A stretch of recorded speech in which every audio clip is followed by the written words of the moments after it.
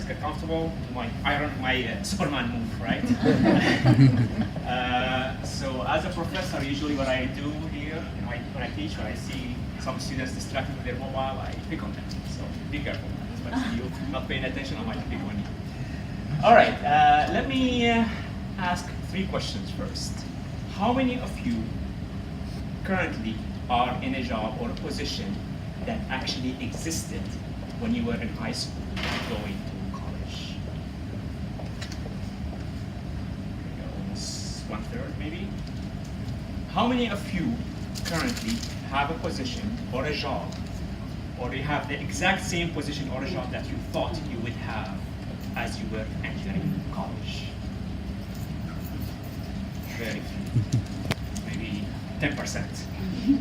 How many of you would say that you are happy or satisfied with the job? Okay. Be honest, huh? Okay, nobody is watching.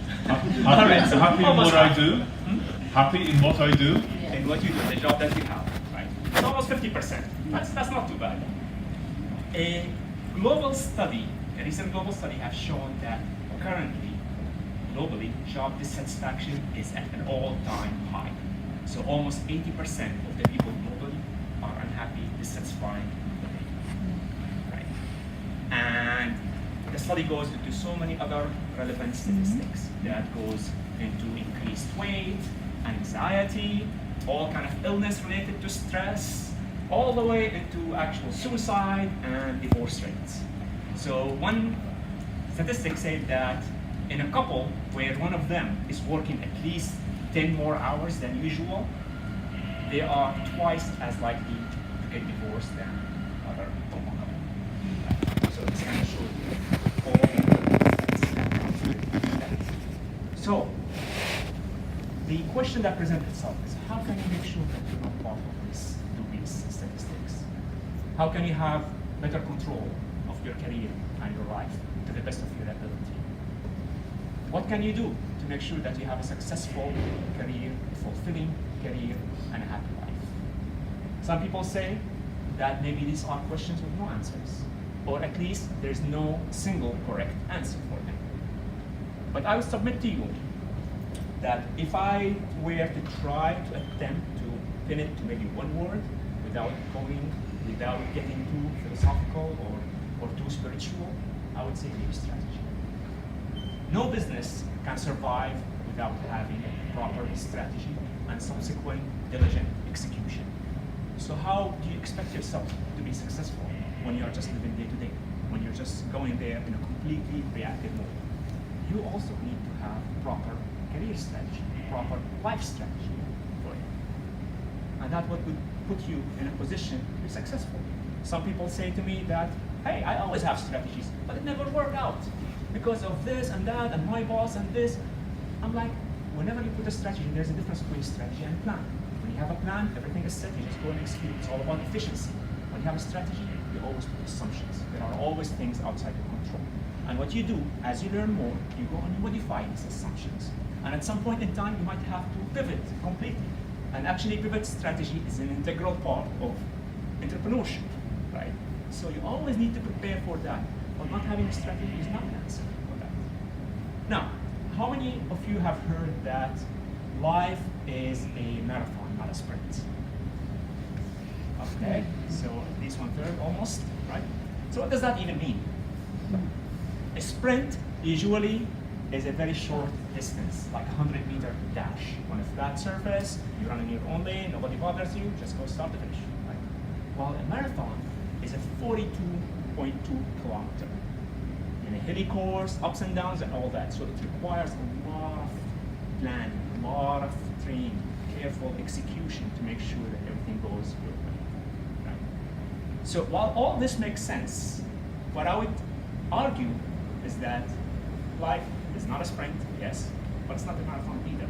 I would say life is an Ironman triathlon. So what's a triathlon? Triathlon basically is 3 races in one. You swim, then you bike, then you run. 3 races, right? And the Ironman is the extreme distance. So you swim 3.8 kilometers in the open water, then you bike 180 kilometers, and then you run a full marathon, 42 kilometers, back to back to back. It's the hardest single day event in the world. Actually, about 157 people died due mostly to cardiac arrest since the race started about 14 years ago. So it's really something that completely tests your limits, physically and mentally. And to complete it successfully, you have to dig deep into your soul to find this unwavering motivation to keep you going, to make sure that you push yourself beyond your limits to achieve what most think is impossible. Now, to do that, most people, they go into almost 1 year of race-specific training and strategizing. So you can finish within the 17-hour time limits, because the time limit of 17 hours. Now, I was lucky enough to finish the race last year, well within the time limit. And it took a lot of strategizing and execution and all that. And as I was going through the process, I felt that there's a lot of things that can directly apply to your career, to your life. And that's what I would like to share with you this morning. Now, the golden rule that every triathlete follows is that because you have 3 races, swim, bike, and run, you need to have a good balance between them. So you cannot just go all out in one and risk crashing in others. You can still have a fantastic race even if you are not completely fantastic in all 3, as long as you don't do a very lousy job in any one of them. Similarly, what I would say in life is that you have to keep the balance between 3 different areas. Your career or business, your family, and your self-enrichment. At some point in time, you might assign different priorities, you might allocate a little bit more time on one versus the other, but overall, you just cannot completely tank any one of them. You have to always try to maintain some sort of balance between all 3.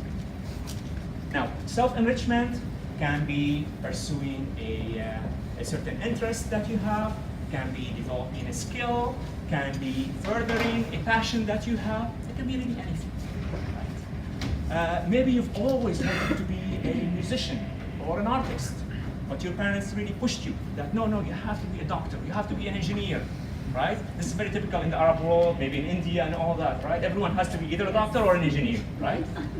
So maybe you've always had that passion, but you never really got the chance to pursue it, right? And actually what's happening now in the US is that most people, when they get into their mid to late 40s, they start preparing for a second career, right? And as they get to their mid to late 50s, they shift to that second career. So that career basically is something that you are passionate about.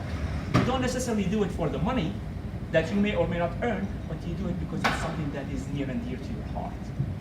It can be teaching and mentoring. It can be charity work and volunteering. It can be traveling, music, sports, art, really anything that you feel can occupy your time and makes you feel better. Right? And this is becoming really, really critical, and for you to pretty much get more self-fulfillment and enrich your career and feel better about yourself, that you are actually contributing and you're doing something that you are passionate about. To give you an idea, me personally, in the last, and I'm here actually, UAE, summer is probably the best time for you to do this kind of activities because, like at least for me, family is traveling, maybe business is not as busy, so it's really a perfect time for you to pick up on some of this self-enrichment. So to give you an idea about myself in the last 3 years, in summer of 2015, I pretty much spent every day playing tennis. So this was a passion for me in the past that I had to stop for a long time, and I just got back into it, right?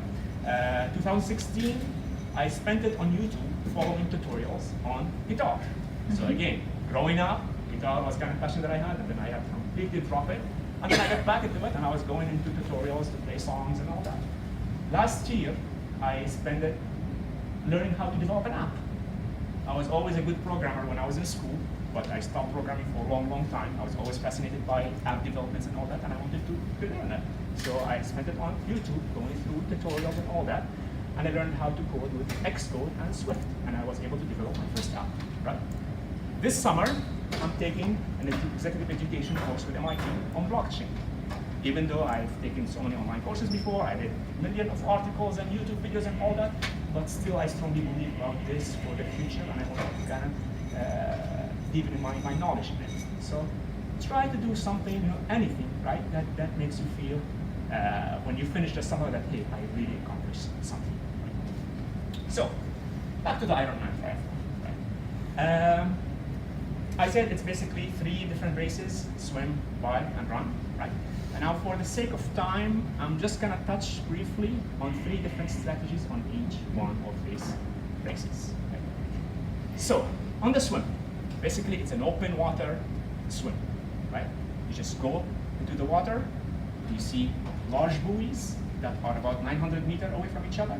Between them, you might see smaller buoys about 300 meters away from each other. So you use them as guideline. You go and swim around them all the way until you finish your 3.8 kilometer swim. What you need to do is to always keep track of these buoys. You should always try to spot, right? You cannot take your eyes off that target. Otherwise, you will end up zigzagging, you'll end up wasting time and energy, and you might find yourself in a territory that can potentially be dangerous, right? If you're way off course. Same thing in your career. You should always put it on first. And always try to be laser focused on this target. If the target seems to be too big and too far, focus on the smaller ones that are closer to you. As long as they are in line of you going towards the bigger targets. But don't let anything distract you from diverting from moving to your target. The second thing is, because it's open water swim, you don't have like a pool divider and things that will protect you from other participants. It can get pretty crowded. Everybody will run and jump into the water and pretty much converge into one path.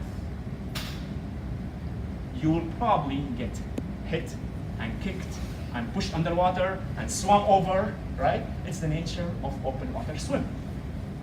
Don't take it personally, right? And the only way for you to really avoid it is to either lag behind, wait until everyone else in the water and then go behind them, or take the long, extra long course around them so you don't, you avoid any contact. But that doesn't really help the race, right? It's not really a very good strategy in general. You want to try to go in a very straight line. In business, it's actually very similar. Some people will just want to achieve their targets regardless of what happens to the people around them. They don't care, right? So the same thing might happen to you. Don't take it personally. Right? Don't let it distract you from where you are and where you want to be. Right? Don't let the little things bother you. So I'll submit to you that keep focused on your target, keep going in a straight line, and if you get pushed and shoved and hit and all that, don't take it personally. Just stay focused. The other thing that I want to mention is that in open water, you have strong currents, and you probably have high waves because you'll be swimming in the sea or swimming in the ocean. And these are big forces that you do not want to fight because it's a fight that probably you cannot win. So what you do, you have strong current, you try to compensate for it by kind of swimming a little bit wider in the opposite direction to make sure that you maintain a straight line swim. And when you have the big wave coming, just duck under it, let it pass. In business, you'll probably see also some real strong forces that you do not want to fight. It's a fight that you don't want to get into. It could be a new boss that you got that is so demanding, you're just trying to survive him. It could be unreasonable customer in an account that you must win. It can be really any big challenge that you know in your industry, right? So in those kind of cases, your brain should always have full control of your muscles, and wisdom should prevail. Now that you survive the swim, you'll move into the bike course. It's a 180-kilometer course. There's a quote attributed to Albert Einstein that life is like a bicycle. The only way for you to keep your balance is to keep moving, right? And it's almost exactly the same thing here. The course is very long, 180 kilometers, a lot of hills, mountains, wind, and all that. And you just have to keep moving. You just have to keep your legs moving like pistons, right? And same thing with you. Even if you are faced with a lot of challenges in business, the only way for you to overcome those challenges and to keep inching closer and closer to your target is to keep moving, regardless of what happened to you. Now, my least favorite part in a bike is when I'm faced with strong headwinds. It's extremely demoralizing. And when you are on a very long course, like 180 kilometer, for sure you're going to be facing some headwinds at some points, right? It feels like you are pushing against the wall, right? It's really difficult and fatiguing. But what you do in a race is that you actually study the course. So you know that it's only going to be so many kilometers before you actually make a turn. And then that same headwind will turn into a tailwind that will push you to finish your race. In business, you do not have the luxury of having a crystal ball that shows you what the path ahead looks like, but you just have to believe. You just have to trust deep inside you that whatever challenges, whatever headwinds you are currently facing, that exact same headwind will be pushing you to excel further in your career. You just have to trust that inside. As you go through this painful process of going through this 180 kilometer, you start doubting yourself, you start having some negative thoughts and all that. One thing that I felt really helped me and uplift my spirit is to actually say hi to other competitors. That's why. In the swim, you don't get to interact with anyone because your head is in the water. But when you get on the bike, you actually get to see other participants. You pass by volunteers who are handing you water and nutrition. You see people cheering for you on the side roads. So I say hi to participants, I say thank you to volunteers, I say thank you and wave to all the people cheering for me on the side roads, and that really, really helped me feel better. And I do exactly the same thing in business. When I pass by, I try to say hi to everyone I see.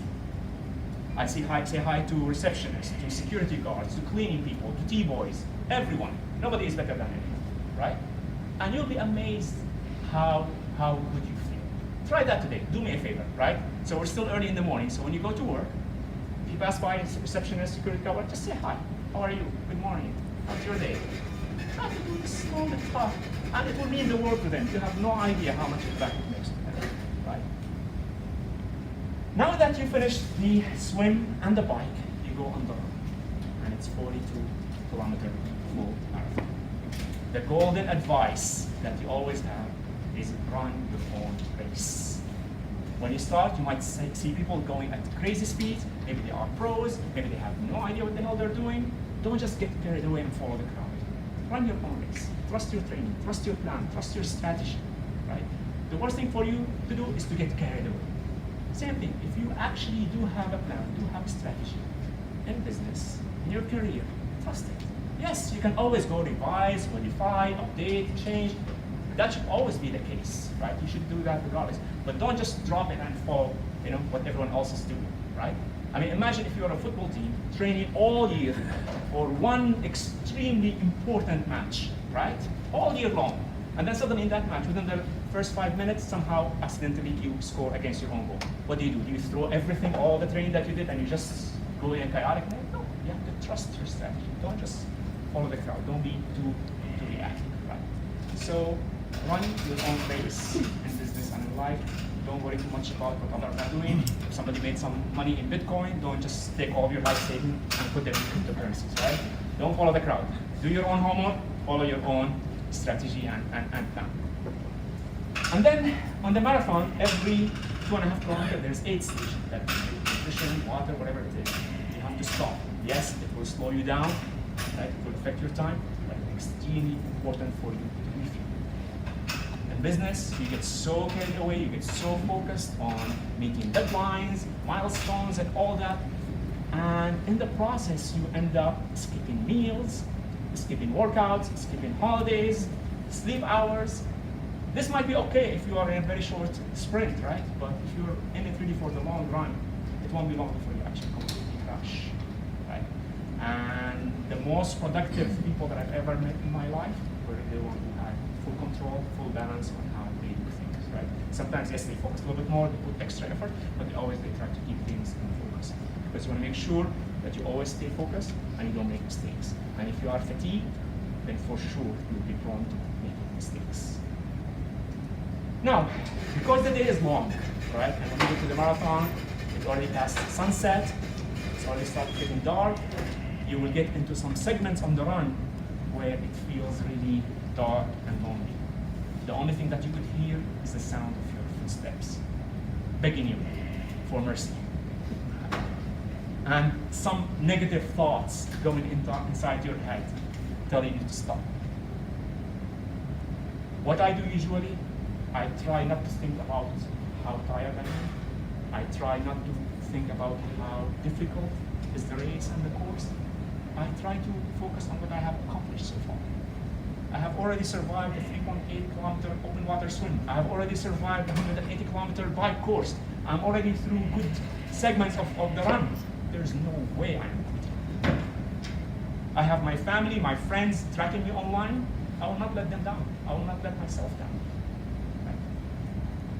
And sometimes, even if you have a great strategy and perfect execution and all that, things don't turn favorably for you for reasons that are completely out of your control.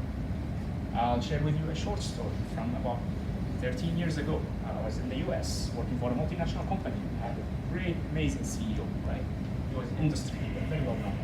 He was in a different branch, so I almost never really saw him. It was a big company. But one day, I ran into him accidentally. We were washing our hands in the bathroom, right? And I saw him, and he was so great and humble. He said hi to me. He asked about my name. He asked me what I do. And suddenly I found myself giving my elevator pitch in the bathroom. So it was more like a bathroom pitch, right? And he was so happy, when he heard and all that, and he asked that he comes and see my lab and see my team and all that. I was managing R&D at the time. And sure enough, we set an appointment. He came, he saw, and he was so pleased with everything he saw. He showed complete support for all my projects. And he invited me for one-on-one lunch. Right? And after that, we kept a relationship, very good relationship. So at that time, things were so great. I loved my job. I loved all the projects. I had so many projects. A few of them I initiated myself. I had some patents on them and all that. I had a great relationship with my management all the way to the CEO. Amazing team working for me. But that's when the global financial crisis hit in 2017, early 2018. And there was a disagreement with management about the direction of the company, which led to the departure of the CEO. We had so many waves of restructuring, and suddenly I saw a deep cut in my team, in my projects, and the budget, and everything. And things became very quickly really ugly and demoralizing. And suddenly you feel that everything that you had so much passion about and that you have worked so hard to build is vanishing right in front of your eyes. So what do? What I realized later on is that if you don't go through some dark moments in your career, it means that you're not trying hard enough. You have to really try. You will go for sure. If you really want to push and really get to your potential, you will go for sure through some dark moments in your career. So don't treat your career like a treadmill, like a conveyor belt. Don't just go and check boxes according to the social norm. Be the author of your own story. And don't look externally for motivation. You have to look deep inside you. See what's really your passion, what really motivates you, what gets you going. And as you go through some of these dark moments, sometimes you do your best and things just don't work your way.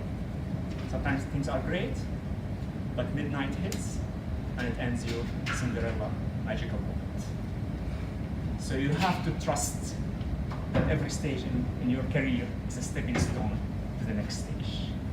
You have to trust that these dark moments are just temporary, and it's just a matter of time before things improve. Because as long as you keep moving, you try to stay focused on your target, at some point in time, darkness will start to disappear, and from far away you'll start seeing a light at the end of the tunnel.